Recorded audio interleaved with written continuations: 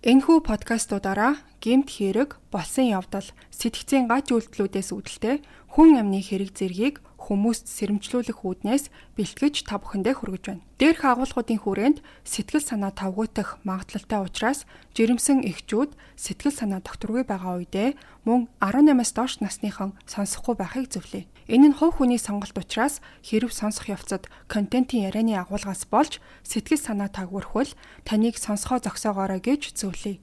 Crime Station Podcast.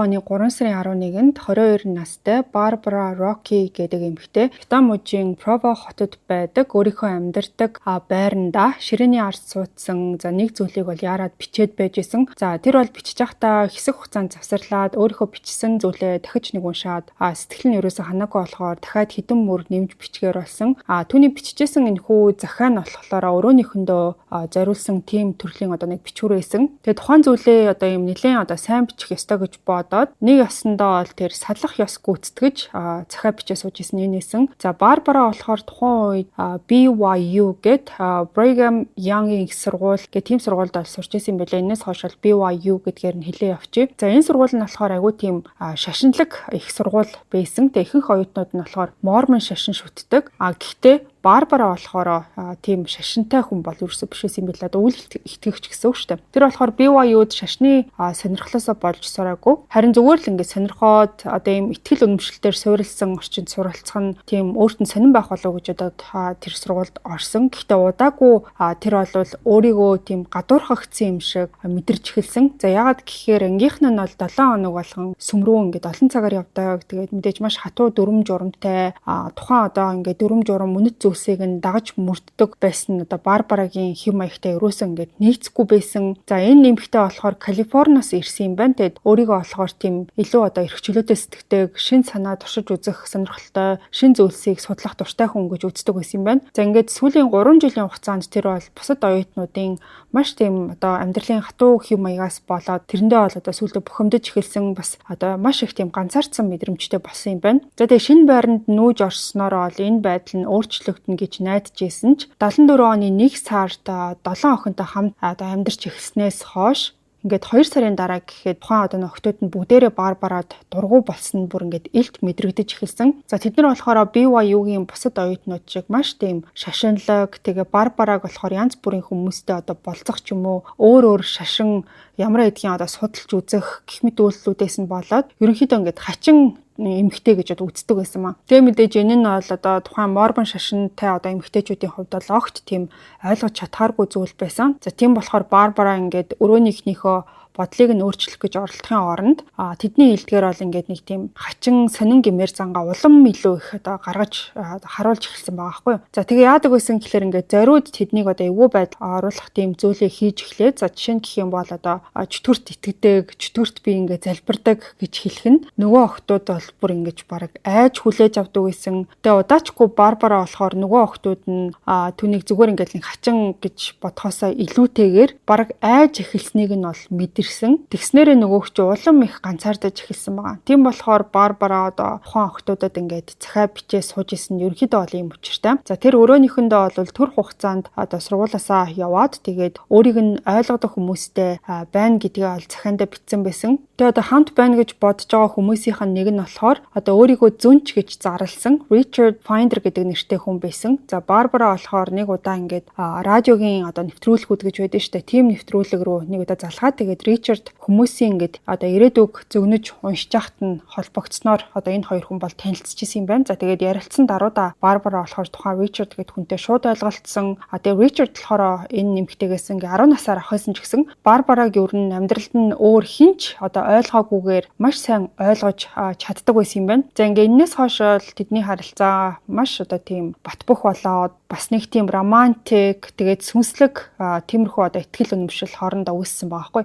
Гэтэ Ричард болохоор нэлээд тийм хол зайтай амьдардаг байсан болохоор энэ хоёр хүн хоорондоо одоо уцаар ярилцаж холбогддог. За тийм болохоор ингээд Барбара одоо тэр Ричард гэдэг хүн за бас тэрний хүрээллийн хүмүүстэй илүү ойр байх юм бол өөрийнх нь амьдралд илүү одоо дээр байх юм байна гэж бодсон маа. За тэрнээс гадна Барбара одоо энэ BYU гэдэг сургуулиас явахыг хүссэн өөр нэг шалтгаан бас байсан. За тэр нь болохоор ингээд коллежийн орчинд залуу эмэгтэйчүүдэд бол тухайн үед нэлээд тийм аюултай байсан юм байлээ. Тэгээд яг энэ 75 оны үед бол улс даяар ингээд коллежийн эмэгтэй оюутнууд руу халдсан аимшигтай мэдээллүүд бол хаа сайгүй гарч исэн. За Вашингтон мужид бол нэг оюутан нэг сард дотор байранда задуулаад бараг хөх шахсан. За тэгээд дараагийн сард нь болохоор өөр нэг эмэгтэй сургуу алга болсон. Гэхдээ яг хуу энэ хэрэг BYU дээр болоогүй ч гэсэн Барбараг бол энэ мэдээллүүд маш их айлгсан байна. Тэгээд хамгийн гол нь нөгөө халдлагад өртсөн эмэгтэйчүүд нь ерөнхийдөө бол ингээ Барбаратай нэлээд тийм адилхан дүр төрхтэй уртгаар өстэй царайны хувьд ч гэсэн нэлээд одоо адилхан байсан болохоор сэтгэл санаа нь бол энэс болоод нэлээд өмөрсөн. Тийм болохоор одоо өөрийгөө хамгаалахын тулд Барбара сургуулийнхаа жудогийн хичээл одоо сурч эхэлсэн. Тэгээ хамгийн сайн найз болох Jerry Hickory-ийн тусламжтайгаар буу хүртэл худалдаж авсан байгаа. Гэхдээ Барбара бол одоо яг тухайн үеэр бол бууга одоо гээгээд нэг удаагүй байсан юм билэ. Сүүлийн хэдэн 7 хоногт ерөөсөө огт олж чадаагүй сургуулийн цагтаад мэдгдсэн ч гэсэн яг хэн хулгайлсан хаана ингээ хайсан гэдгийг огт мэдэхгүй байсан. За тэгээд нэг иймэрхүү үйл явдал болоод Барбара бол одоо нөгөө салах ёс хийх гээд хүмүүст одоо баяртай гэж хэлээд ингээ захиа бичээд дуусгасан. За дараа нь тэр бол цагаа хараад тухайн үед ингээ өглөөний 10 цаг болж исэн. Тэгээд хичээлдээ явах хэрэгтэй болсон байгаа. За тэгээ нөгөөх чинь захиагаа авч цүнхэндээ хийгээд бас нэг тухайн өдөр зарах гэжсэн нэг хөх ногоон өнгийн зүйлтэй бас дотор нь хийчихсэн байсан. Тэгээд түүний хувьд болохоор одоо энэ зүйлт нь бол одоо хамгийн үнцэнтэй зүйл байсан юм байлээ. Хотоос явахад нь хэрэг болох мөнгөө одоо энэ хүү зүйлтээрээ олъё гэж шийдсэн байгаа. Тэгээд тухайн зүйлтээ болохоор ламбарданд тавихаар төлөвлөсөн юм байна. За тэгээд ламбарданд очиод ерөнхийдөө бол хэд болохыг нь мэдсэний дараа хаашаа явахаа шийднэ гэж тэр бодсон. Тэгээ нөгөөх чинь цүнхээ үрээд яг гарах гэжсэн чинь гадаа бол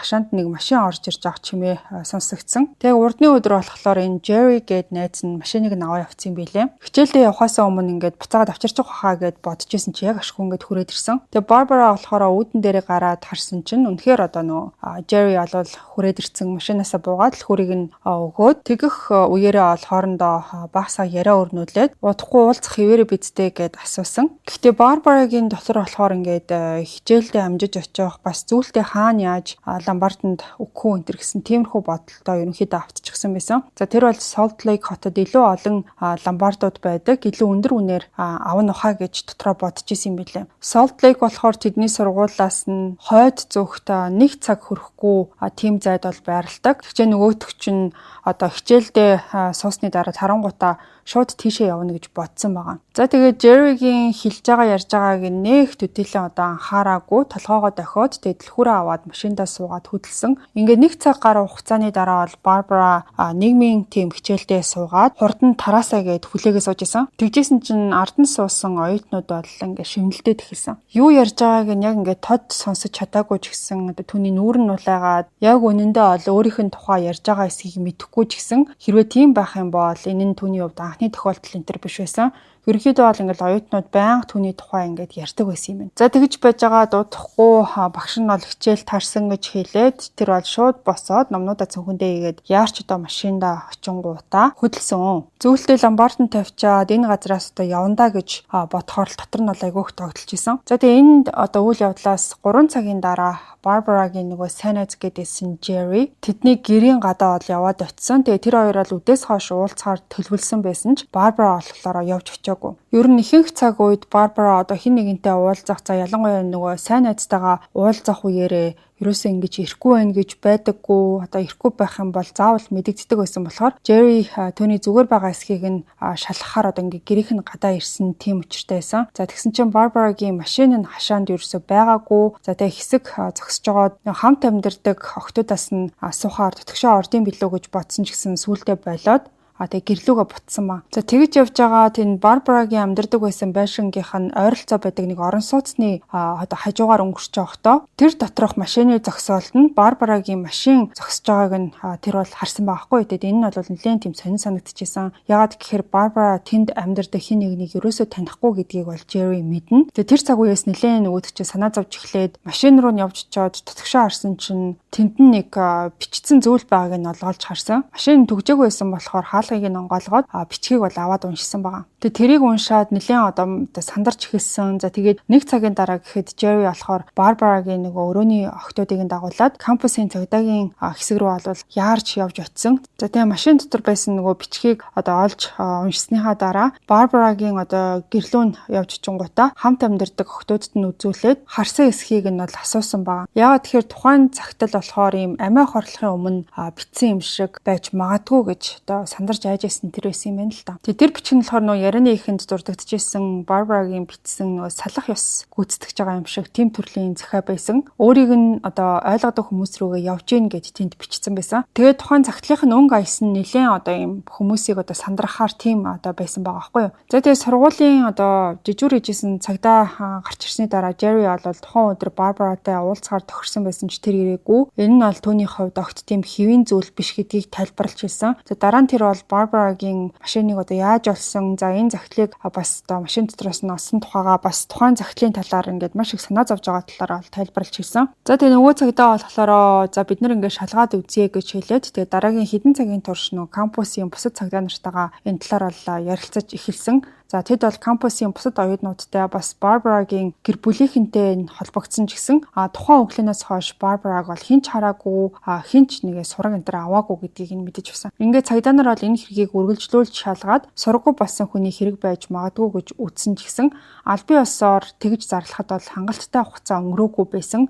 Тийм болохоор эхний өдөр ерөнхийдөө бол бүх зүйл ингээд уртчилсан одоо шатанд явагдчихсан гэсэн үг. За тэгээ дараагийн өдөр нь BYU кампусаас хойд зүгт ойролцоогоор 50 милийн зайд бол Ютагийн нийтийн үйлчлэгээний компани нэг ажилтан Salt Lake хотын захад байрлах маш тийм одоо юм уул толгод ихтэй байгалийн бүс болох Big Cottonwood Canyon явган аялаа явж исэн. Тэгээ яг үнэндээ болохоор тухайн хүн нь усны шугам шалгахаар явж исэн тиймхүү юм бэлээ. Гэхдээ тэгж явж исэн ч гэсэн айгүй тайван алхаад одоо ингээд байгаль одоо сайхан агаарлангаа ингээд ажиллаа хийгээд явж исэн хүн байсан. Тэгээ тухайн газар нь бол айгүй үзэсгэлэнтэй, маш тийм аслагдмал нам гүм орчин байсан. За тэгээ явж исэн чинь тэр бол нэг эмэгтэйг олж харсан байгаа. Тэгээ эхэндээ бол айгүй нөгөөтг чинь буруу одоо хараад ингээд буруу ойлгосон юм билээ. Тэгээ яасан гэхлээр ингээд газарт нэг эмэгтэй ингээд хэвтцсэн бараг нүцгэн одоо юм хагас нүцгэн шахуу харагдчихсэн. Тэгээд одоо наранд ингээд бие шараад хэвтэж байгаа юм байна гэж эхлээд бол ботсон байгаа байхгүй юу. За гэхдээ дараа нь болохоор ингээд одоо чинь 3 сар ерөнхийдөө бол ингээд хүүтэн байгаа.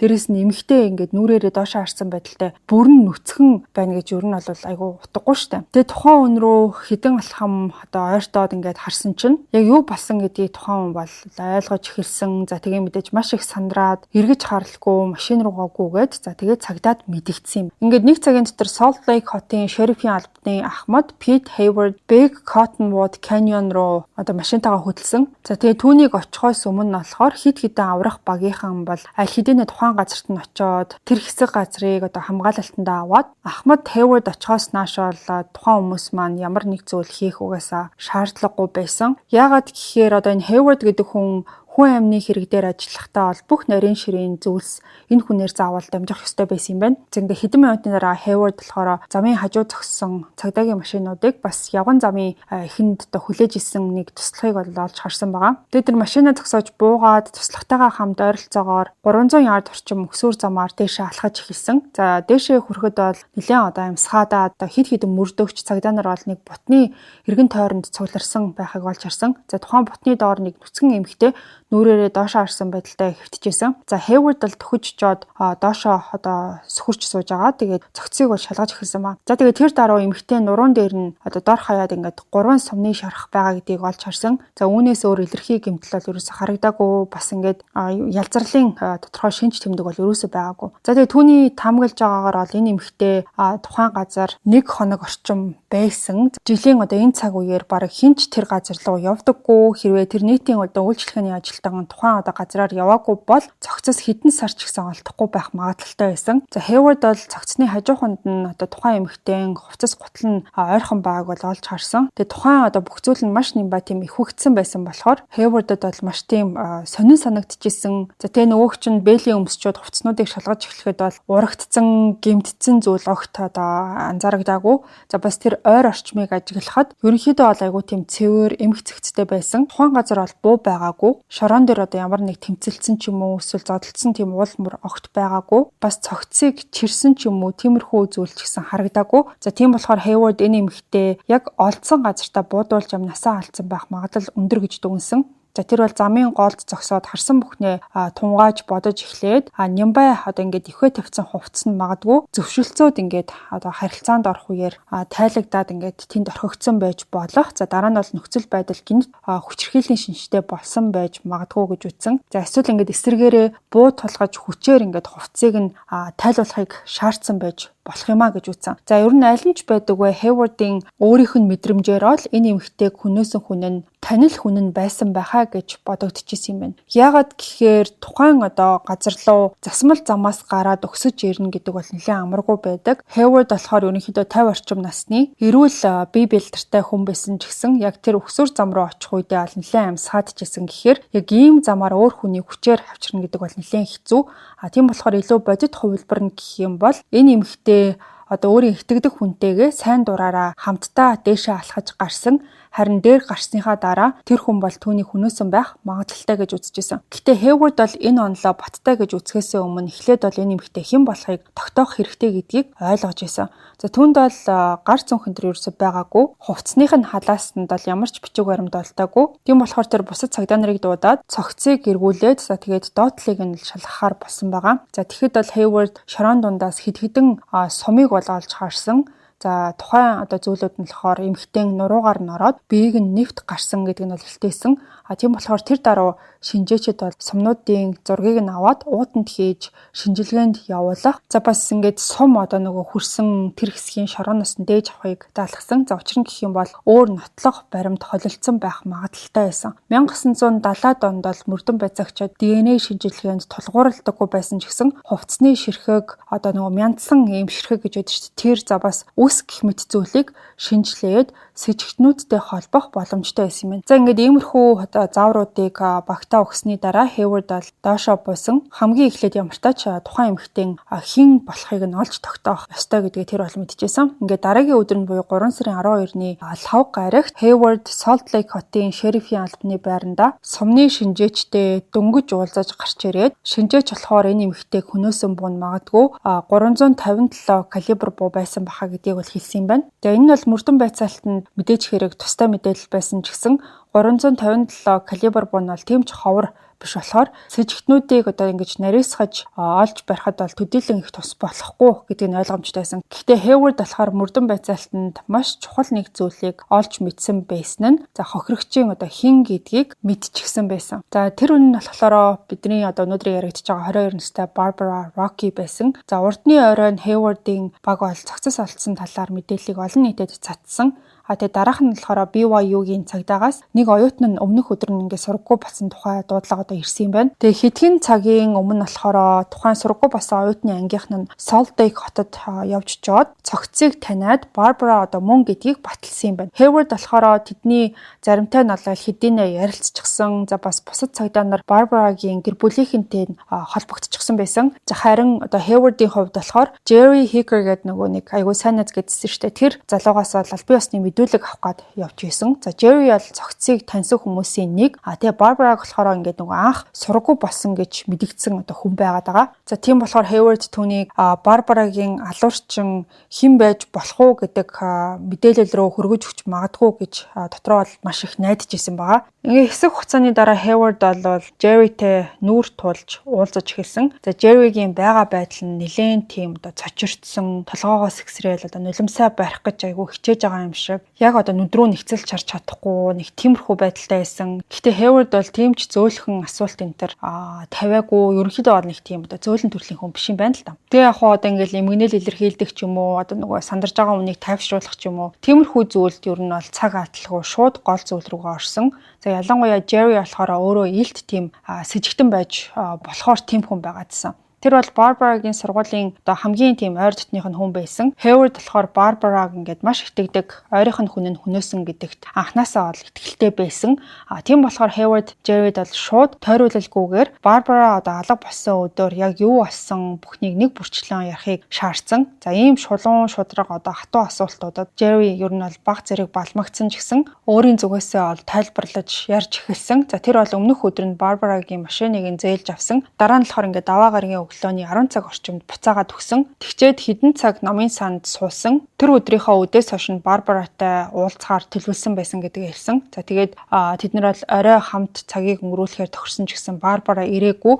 Тэгээд Jerry одоо яасан бол гэд шалгахаар гэрт нь очисон чинь машин байхгүйсэн болохоор буцаад гэрлүүгээ алхаж исэн чинь гудамжны цаахан таал нэг орон сууцны хорооллын гадаа Барбарагийн машиныг олж харсан. За тэгээд тэнд амьдардаг хүн ерөөсөө танихгүй гэж боддог байсан болохоор айгүй сонин санагдаад тэг машин руу очиод ингээд доторхыг нь харсан чинь нэг бичиг байгааг олж харсан. Тэг хаалганы бариулыг нь татсан чинь онгорхон исэн болохоор тухайн бичгийг нь болвол тэр чигт нь уншсан. Тэр бичиг нэлээд тийм жоохон эвгүй сэтгэл төрүүлэх үүс байсан. Тэг Jerry болохоор тэрийг нь уншчаад ингээд магадгүй амиа хорлохын өмнө бичсэн захиан юм биш үстэй гэж дотроо бодсон талаараа бол хэлсэн. За Hayward бол ингээд толгой тогсон маягтай юу ярьж байгааг нь ажиглаа сууж исэн. За тэгээд тухайн загтлыг аль хэдийнэ одоо Hayward бол харчихсан байсан, уншчихсан байсан. Тэгээд захиа нь болохоор өрөөнийхөндөө хандаад ингээд өөрт нь тохирох хүмүүстэй хамт байхын тулд энэ хотоос явлаа гэж бичсэн байсан ч гэсэн утга санаа нь бол нэлээд тийм бүдэг бас тодорхойгүй байсан болохоор Hayward одоогоор яг юу гэж ойлгохоо мэдэхгүй байна гэдгээ хэлсэн. За энэ нь бол ингээд амиа хорлохын өмнөх цагтл байж болох ч гэсэн зүгээр энгийн нэг зүйл ч гэсэн байж болно. Үнэн дээр тэр бол Барбара өөрөө бичсэн хэсэгт нь ч гэсэн бүрэн итгэлгүй байсан. Магадгүй алуурчин ч гэсэн энийг бичсэн байж болох юм. Түүний хүнөөсөн хүн нь энэ захиаг бичээд алга болсон явдлыг нь амиа хорлолт юм шиг харагдуулах, эсвэл одоо ингээд цухтаад явцсан юм шиг ойлголтыг төрүүлэхийг бас оролдож исэн байж магадгүй. За тийм болохоор Hayward загтлыг гар бичгийн шинжээч рүү явуулсан юм байна. За ингээд дараа нь болохоор Hayward нөгөө Jerry гээд залуугаас Барбаратай яг ямар харилцаатай байсныг нь асуусан чинь Jerry болохоор тэр хоёр ингээд цагийг одоо дандаа хамт өнгөрүүлдэг байсан. Барбара өөрийгөө сургууль дээр бас нөгөө хамт амьдардаг эмэгтэйчүүдийнхээ дунд бол маш их гадуурхагдсан юм шиг тийм мэдрэмжтэй байдаг байсан. Тийм болохоор бит хоёр илүү ингээд ойр дотн болсон гэдгээ хэлсэн. Бас Барбара ингээд нөгөө хамт амьдардаг эмэгтэйчүүдтэйгээ үүссэн байсан зөрчлийг улам бүр дордуулаад зориуд ингээд шашныхаа эсрэг одоо доромжилж байгаа маягийн зүйлсийг бол ярьж тэднийг одоо маш их одоо айлгадаг, сандаргадаг байсан гэдгийг бол хэлсэн. За тийм болохоор ингээд энэ хүмүүсийн хооронд бол харилцаа нэлээд тийм хурцдмал байдал руугаа шилжчихсэн. Бүр нэг удаа Jerry Барбарад өөр газар амьдрах байр хайж хүчээсэн гэдгийг бас ярьсан. За энэ бол Hayward-ийн анхаарлыг татсан. За Барбара болохоор ингээд амьдарч исэн байрныхаа орчинд бол нэлээд зөрчилтэй байсан нь мөрдөн байцаалтад чухал сэжүүр байж болох байсан. Маш тийм шүтлэгтэй залуу эмэгтэйчүүд шууд алуурчин юм шиг бол угаасаа харагдахгүй ч гэсэн шалгах хэрэгтэй гэдэг нь бол ойлгомжтой байсан. Магадгүй тэдний хин нэг нь одоо энэ Барбарагийн үйлдэлт нь хит их цочирдоод, уурлаад, эцэст нь ингээд хяналтаа алдаад энэ хүнийг хүнээсэн байж болох юм гэж үзсэн. За Hayward бол Jerry-гээс асуух өөр зүйлгүй болсон болохоор одоо ингээд явж болно гэдгийг хэлсэн маа. Тэгээ энэ хүү хамгийн сайн найз гэгддэг байсан Jerry болохоор харьцангуй тийм сэжиг багтай санагдчихсэн. За энэ хүнд бол alibi байсан. За бас Барбараг алга болсон гэж хамгийн анх одоо мэдээлэл өгсөн хүн нь энэ найз нь байсан баг. Тэрнээс гадна цогцыг олсон газар нь бол маш тийм алслагдсан, бараг санаандгүй байдлаар ингээд одоо олцсон гэдгийг нь бодоод үзэхээр хэрвээ тэр алуурчин байсан бол одоо ингээд чимээгүй байхыг илүүд үзэх ч юм уу, цогц нь хизээч олдохгүй байгаасай гэж бодох ч юм уу. Тэрнээс гадна одоо Jerry ч хамгийн анх одоо цагдаад ингээд өөрөө очиод мэдгцэн хүн байгаа шүү дээ. Ингээд Hayward бол өрөөнөөс гараад хідэн цагдаа нарыг цуглуулахаар явсан. За тэд бол Provo руу очиод Barbara-гийн хамт амьдардаг охтуудтай дахин ярилцах хэрэгтэй болсон юм байна. За тэд нар бас Barbara-гийн гэр бүлийнхэнтэйгээ одоо холбогдоод мэдээж нөгөөдөл нь одоо олж мэдчихэд маш их цочирдож гашуудчихсэн ч гэсэн мөрдөн байцаалтанд одоо хэрэг болох ууц мэдээллийг ерөөсө өгөх чадаагүй юм билээ. За тэд бол охиныхоо ингээд найзууд сургуулийн амьдралын талаар төдийлөн сайн мэддэггүй байсан болохоор хин нэг нь түүнд хор хүрэх шалтгаантай байсан эсхийг ерөөсө хэлж чадаагүй. Бас тэр кампусаас явах төлөвлөгөөтэй байсан гэдгийг ч гэсэн огт мэдээгүй байсан. За гэхдээ гар бичгийн шинжээч бол цагтлыг шалгаж жинхэнэ Барбара ингээд өөрөө бичсэн гэдгийг нь бол баталсан юм билээ. За тийм болохоор түүний явах төлөвлөгөө үнэхээр одоо ингээд бодит байсан. Цагтлыг бол шууд утгаар нь унших юм бол яг тийм одоо агуулгатай байсан юм байна. Харин Hayward-ийн хувьд бол Jerry-тэй ярилцсны дараа Барбара өрөөнийхөнтэйгөө ингээд таарамжгүй, таарахгүй байсныг ингээд сонсцсон. За дээрээс нь тэр бол ингээд 7 эмэгтэйтэй бүгдээрэндээ нь одоо ингээд биечлэн ярилцгаад тэд нар одоо Барбарад дургу гэдгийг ол хүлээн зөвшөөрсөн. Тийм болохоор ч тэр одоо нөгөө цагтлыг бол шууд утгаар нь ингээд өөрөө явахаар шийдсэн юм байна гэдгийг бол ойлгосон. Тухайн охтуудаас мэдүүлэг авах үеэр тэд нар бол бүгд Барбараг алга болсон өдөр баттай алибайтай байсан болохоор бүгдээрингийн сэжигтний тоноос хасгаас уур аргагүй болсон юм билээ. Гэхдээ энэ нь бол Hayward-ыг нэг их гонсойлгоогүй. За ягаад гэхлээр өрөөнийх нь нөхдүүд түүнд өөр нэг чухал сэжүүрийг өгсөн юм билээ. За тэдний нэг нь болохоор Барбара алга болохоос өмнө Salt Lake хотод өөрийнхөө нэг тийм одоо цэнхэр ногоон өнгийн чулуутай зүйлтийг бол ломбарданд тавих гэж байгаа гэдгээ бол хэлжсэн гэдгийг ярьсан. За тийм болохоор Hayward тэгээ бусад цагдаа нар бүтэн өдөржингөө Salt Lake хот орчмын ломбардуудыг нэг нэгээр нь шалгаад үнэхээр одоо ингээ мөнгө олгосон эсхийг нь олж мэдхээр оролдож байсан. Тэрнээс гадна түүний машиныг нэгжээд хурууны хэнүүдийг авсан ч гэсэн тэр нь бол ингээд гоцгойд бас туслахаар зүйл болоогүй. Бас задлан шинжилгээний хариу гарсан ч гэсэн төдийлөн хэрэгтэй мэдээлэл өгөөгүй. За шинжээч бол нийтдээ 5 сумны шарх олсон. Hayward-ийн анх бодсноос арай илүү байсан ч гэсэн Barbara болохоор бэлгийн хүч хилэлд өртсөн эсхийг бол баталж чадаагүй юм билээ. Бас криминалистикийн дүгнэлтээр хэргийн газараас ямар ч хурууны хэ олдоогүй байсан. Подкастын маань ерөнхий ивент тэтгэгч Skin Farm Clinic. Месийн бус арьс гойцлын эмнэлэг эдгээр нь та бүхэн аль хэдийнэ мэддэг болсон баг. За энэ чиглэлээрээ 15 жилийн туршлагатай эмчнэр ажилладаг гэдгээрээ бас онцлог байгаа. Та бүхэн өөрийн арьсны асуудлаа шийдэх хүсэлтэй байгаа бол ямар ч тач цагаа товлоод үнгүй зөвлөгөө аваад үзээрэй. Арьс бол зүгээр л нэг харагдах үзэмж гэхээсээ илүү таны өөртөө итгэх итгэлийн илэрхийлэл болж өгч идэг. Тиймээс арьсны асуудлаа шийдэх мэрэгжлийн газар хайж байгаа бол Skin Farm Clinic-ийн сошиал хуудасаар зочлоод үзээрэй. Бас нэг таатай зүйл дуулгахад таны анхны гоо сайхны эмчилгээ үйлчилгээ болгон дээр 20% хөнгөлөх юм байлаа шүү. Description хэсэгт дэлгэрэнгүй мэдээллийг оруулсан байгаа. За тэгээ нөгөөдөл чинь ингээд бөөнөрөө одоо ламбард толгоныг хайгаад тисээд яваад байгаа штэ. Тэгээ нэг их найдлага өнтер бодоогүй явж байгаад нэг ламбард руу ороод тэнд нь ажилтдаг нэг эмэгтэйгээс саяхан одоо нэг тийм цэнхэр ногоон өнгийн чулуу бүхий зүйлт тан дээр одоо ирсэн үү гэд асуусан чинь нөгөө эмэгтэй чинь шууд тийм гэж хариулсан. Тэгчээд лангууныхаа ард байгаа шилэн хоргийг заагаад оюу чулуугаар чимэглэсэн тийм урт цагаан зүйлтийг олж харсан маа. За тэгээ худалдан авалтын баримт дээр нь болохоор Barbara 3 сарын 11-ний өдрийн 12 цаг 50 минутанд яг алга болсон өдөр бол ламбардн дээр одоо очиж өгсөн гэсэн тийм тэмдэглэл бол байсан. Гэхдээ энэ сэжүүрийн хамгийн одоо сонин нь юу байсан гэхээр Barbara тухайн ажилтнанд би Арчийн манай найз залуу гадаа машинтайгаа хүлээж байгаа гэд хэлсэн юм билээ. За энэ нь бол тэдний хувьд маш тийм сонин содон шин зүйл байсан. Яагаад гэхээр Hayward за тэгээ түүний баг нь Barbara-гийн таньдаг мэддэг олон хүнтэй ярилцчихсэн ч гэсэн хинэн ч одоо түүний найз залуугийн тухай ерөөсө дурсаагүй, найз залуутай энэ төр гэж ерөөсө бодоогүй юм билээ. За тэгвэл харамсалтай нь Ламбартны одоо тухайн эмэгтэй болохоор Барбарагийн ярьсан тэр залууг ерөөсө хараагүй юм билээ. Тийм болохоор Hayward нөгөө тухайн зүйлт за тэгээд худалдан авалтын баримтыг нотлох баримт болгож аваад хилцрүүгээ буцаад хид хідэн дуудлагуудыг бол хийсэн. За тэгээд Барбарагийн одоо ойрын хүмүүсээс найз залуугийнх нь талаар асуугаад хин нэгэн мэдж байгаа ч юм уу,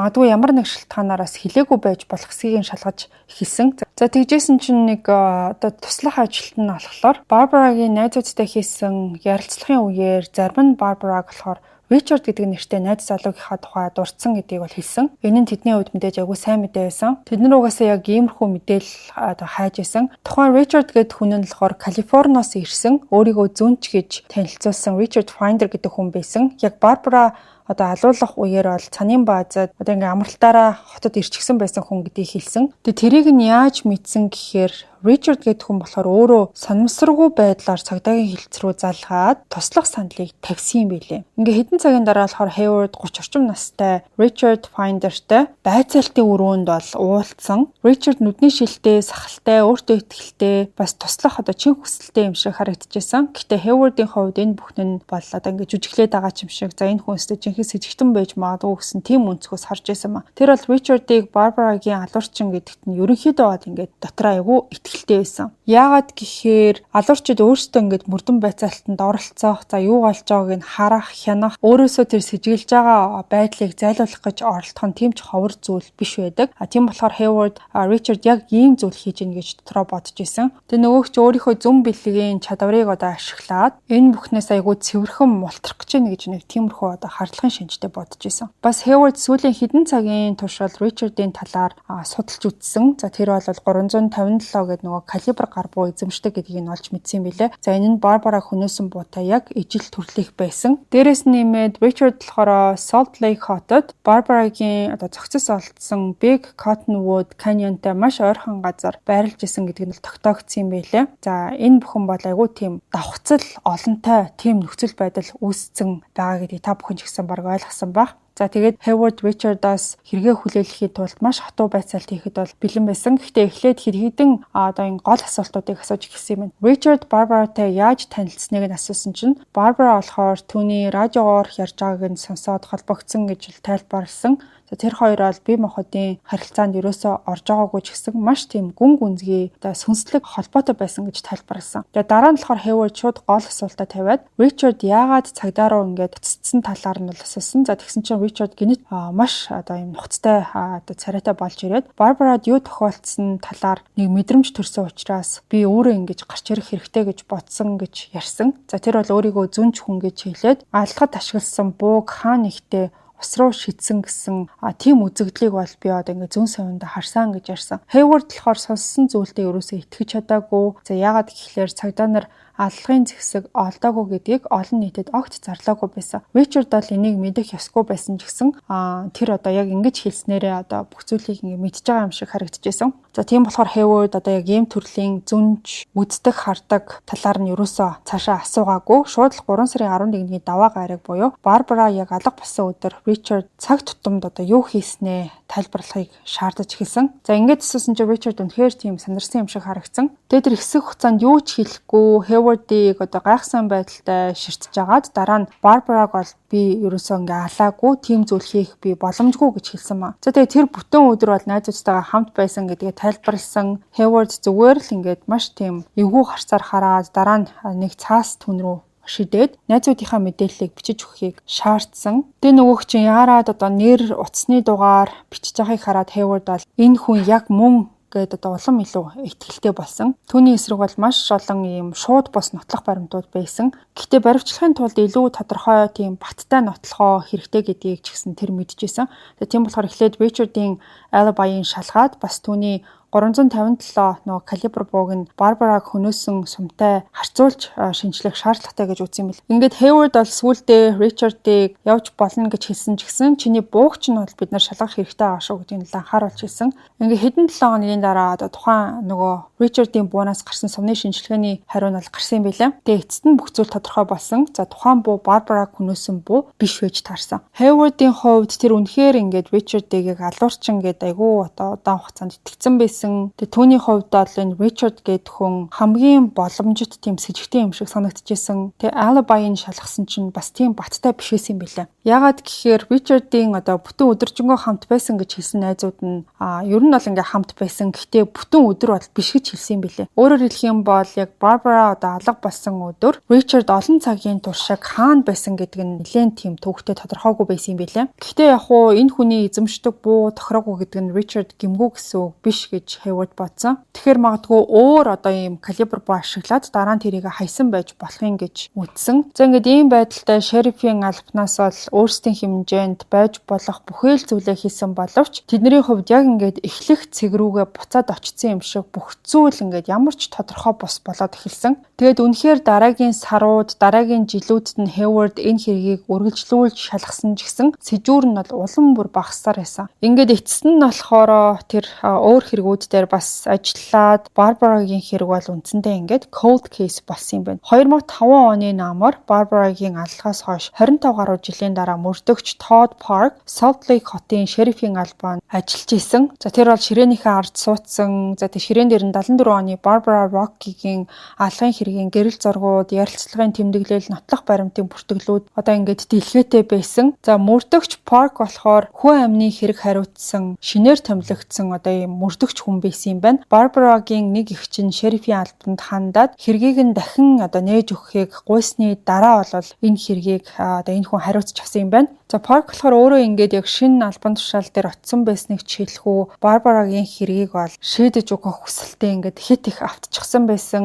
За тэр бол Rocky-гийн гэр бүлд Барбарад одоо ингээд юу тохиолдсныг 20 гаруй жил мэдэхгүй явсан хүмүүст хариулт өгөхийг бол үнэхээр хүсэж исэн. Ерөнхийдөө бол ингээд мөрдөгч Park энэ хэрэг дээр нэлээд тийм өөдрөгөөр одоо хандж исэн байгаа. За яагаад гэхээр анхны мөрдөн байцаалтын үеэр болохоор ДНХ шинжилгээ ерөөсөө ашигладаггүй, хийх ч одоо боломж байгаагүй ч гэсэн за тухайн үеийн мөрдөгчид болохоор одоо бэлгийн хүчирхийлэл одоо үйлдсэн байна уугүй байна уу гэдгийг нь шалгасан тийм шинжилгээ хийгээд бүх нотлох баримтуудыг хадгалчихсан байсан. Барбарагийн хувцас за бас цогцсны дор байсан шороог нь хүртэл ингээд айгүй юм бай хадгалчихсан байсан юм билээ. За энэ нь болохоор орчин үеийн ДНХ технологийн дэвшлэр энэ хэргийг шийдэх одоо боломж байгаа гэсэн тийм одоо нөгөө өөдрөгөөр харах болсон нэг гол сэжүүр нь одоо энэ байгаад байгаа байхгүй. За тэгээ мөрдөгч Park болохоор аль хэдийн зарим мэд зүйлсийг шинжилгээнд явуулчихсан байсан. Тэгээ хариуг нь хүлээх зураа хэрэг анх яаж ингээд шалгагдсан талаар ойлголт авахын тулд тухайн материалуудыг бол нэрвчлээд судлаад байж исэн. За ингээд энэ хэрэг бол нэлээд тийм онцгой одоо байсан гэдгийг сүүлд бол энэ хүн дурсаж ирсэн байдаг. За эхэндээ болохоор энэ аллага маш тийм одоо хувийн шалтгаантай байсан гэж харагдчихсэн ч хэрэг нь cold case болсны дараа цагдаа нар өөр хувилбаруудыг одоо авч үзэж эхэлсэн юм билээ. За тухайлах юм бол Барбараг ингээд алдартай нөгөө цуврал алуурчин байсан. Одоо Ted Bundy хөнөөсөн байж магадгүй гэж үздсэн юм билээ. Тэгээ Ted Bundy болохоор Барбарагийн амьдарчсэн Salt Lake хотоос нэг цагч хүрэхгүй тийм одоо зайд 1975 онд баригдчихсэн. За тэр бол Барбара алагдсанаас ердөө 1 жилийн дараа баригдсан юм билээ. За тэр бол баруун эрэг даяар тэр дундаа Юта мужид ч гэсэн коллежийн эмэгтэйчүүдийг бүр хид хідэн одоо эмэгтэйг хөнөөж исэн. Гэхдээ 1970-ад оны сүүлээр мөрдөгчд бол Ted Bundy-г энэ хэргийг үйлдэггүйгээд тогтоочихсон юм билээ. За яагаад гэхээр Барбара алагдах үед тэр бол Вашингтон мужид өөр хэрэг үйлдэжсэн гэдэг тогтоогдчихсон болохоор энэ аллагыг үйлдэх боломжгүй гэж үзсэн. За гисэн хэдийч Барбара бас өөр нэг цуврал алуурчны гарт амиа алдсан байх магадлалтай гэдгийг бол үгүйсгээгүй. 1974 он гэхээр одоо Америк нэгдсэн улсад тухайн үед маш тийм олон одоо цуврал алуурчаад идэвхтэй байсан болохоор айдас дагуулсан жил гэж нэрлэгддэг байсан юм байна.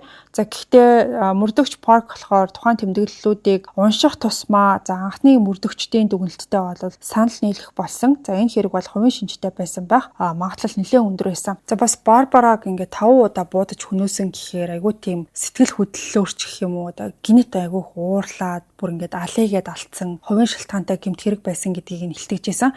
За тийм болохоор мөрдөгч Park Барбарагийн одоо тухайн үед найз залуу Richard Finder-ыг алуурчин одоо байж магадгүй гэж бас үзэжсэн байгаа. За ингээд эцсийн эцтэй болохоор Richard аллага болох үеэр тэр орчимд байсан гэдэг нь үнэн. Бараг alibi нь ерөөсө тодорхойгүй хүн байсан. За бас олон нийтэд мэдэгдээгүй ч гэсэн аллагын зэвсэг нь алга болсон гэдгийг хүртэл энэ хүн бол дурдсан нь тухайн хэргийн газрын талаарх мэдэх ёсгүй зүйлийг ч гэсэн мэдчихсэнийг нь харуулж исэн. Гэтэ мөрдөгч Park болохоор ингээд анхаарал хандуулах ёстой өөр хүмүүс ч гэсэн байгаа гэж үзсэн билээ. За жишээлх юм бол Барбарагийн одоо хамгийн сайн найз гэгдэжсэн Jerry Hicker түүнд бол алиби байсан ч гэсэн Барбара Ламбартны ажилтнанд ингээд найз залуутайгаа явж гин гэж хэлсэн нь Jerry-г бол хидлээгүй нь тодорхой. Гэтэ мөрдөгч Park энэ хэрэг одоо маш тийм сэтгэл хөдлөлөөс үүдэлтэй байсан гэж үдсэн болохоор Jerry-г бас ингээд зайлшгүй шалгах ёстой одоо хүний нэг гэж бодсон. Ингээд эцэст нь бол Барбарагийн хамгийн ойрын хүн байсан.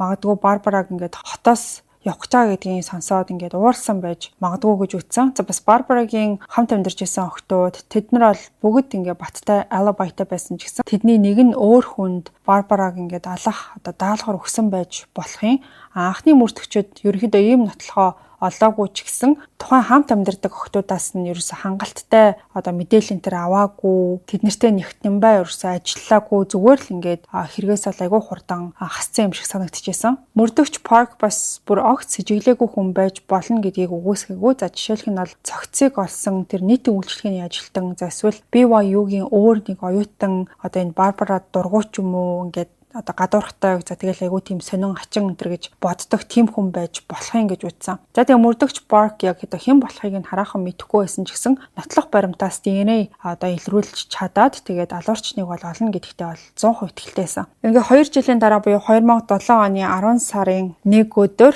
мөрдөгч Парк бол лабораториос ирэх байгаа нөө шинжилгээний хариуны мэдээг хүлээгээд уцаа чагнаа сууж исэн. Тэр үеэр болохоор ингээд дахин мөрдөн шалгалт ер нь баг үр дүнгүй болчихсон байсан юм билээ. Тэгээд сүүлийн 2 жилийн хугацаанд гэхэд шинжилгээний нөгөө лаборатори нь Барбарагийн хэргийн баг бүх нотлох баримтуудыг шалгацсан, бэлгийн хүчирхийллийн шинжилгээний сорьцууд, хувцас гэдэг юу нь бүгдийг шалгасан ба. Гэхдээ тухайн зүйлүүдээс нь ямар ч DNA гаргаж авч чадаагүй юм билээ. Эсвэл огт ингэ байгаагүй. Эсвэл хитрхи их хуучирцсан, аюу олон жил өнгөрцөн. Ерөөсөө ингээд хангалттай сайн DNA хадгалагдаагүй байсан юм билээ. За тэгээд үлдсэн цорын ганц зүйл нь гэх юм бол Барбарагийн цогцны доороос нөгөө авсан гэдгийгсэн шорооны дээж байсан. За анх бол мөрдөгч Парк тухайн шороог шинжилгээнд ерөөсөө явуулаагүй. Яагаад гэх юм бол тэнд нь DNA ерөөсөө байхгүй гэж бодож исэн. Гэхдээ түүнд үлдсэн цорын ганц нотлох баримт нь тэр байсан. Тийм болохоор яг энэ удаад лабораториос ирж байгаа дуудлага ямар нэг хариу өгөх байхаа гэж айгүй итгэж найдаж хүлээжсэн тэр байсан юм байлээ. За тэгээ утас дугаарсан мөрдөгч Парк болохоор мэдээж бүр яарад утсаа авсан. За тэгээ залгсан хүн бол угаасаа нөгөө лабораторийн хүн байсан. За тэгээ асууж амжаагүй байсан чинь утасны цаанаас бид профайлыг гаргасан гэж хэлсэн байгаа. За үндсэндээ бол DNA ингээд олсон гэсэн үг шүү дээ. За тэгээд мөрдөгч Парк болохоор DNA-ийн профайлыг нь аваад гэмтгэргийн мэдээллийн санг шалгасан чинь нэр шууд гараад ирсэн.